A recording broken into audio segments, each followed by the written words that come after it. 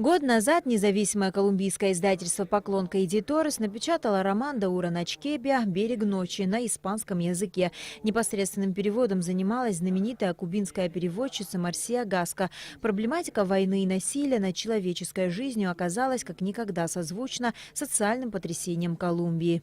На нашем форуме тематика была «Война и насилие в современном мире». Почему издательство перевело этот роман, издало там? В Колумбии есть очень серьезная проблема по поводу насилия. В 1948 году было там совершено наиболее громкое политическое убийство, был убит один из оппозиционеров. С тех пор началось партизанское движение противостояния власти методом насилия. Сегодня десятки тысяч людей еще находятся в лесу, вооруженные, и за эти годы было совершено очень много насилия, очень много похищений, убийств детей, женщин. Книга была презентована на ярмарке, куда пригласили ее автора, что пробудило живой интерес общественности к роману и, главное, к Абхазии, ее прошлому, настоящему, к ее культуре и традициям.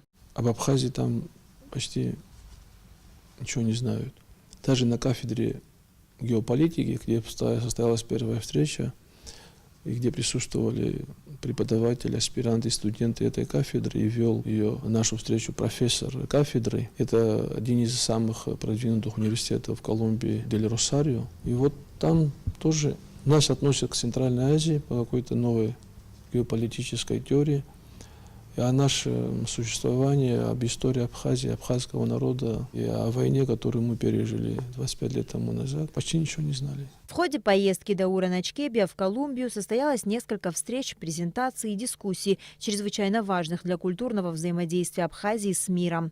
Студенты, литераторы, преподаватели и аспиранты – все были очень заинтересованы нашей страной. Прошло ряд встреч в университетах, презентации в книжных магазинах. Главное событие – это писательский форум на самой ярмарке, на которой несколько писателей дают беседу между собой по какой-то тематике. Кроме того, как отметил Даур Начкебиа, состоялись неформальные встречи с писателями, издателями, энтузиастами литературы со всей Латинской Америки. А Абхазия вдалеке от дома обрела настоящих друзей и единомышленников.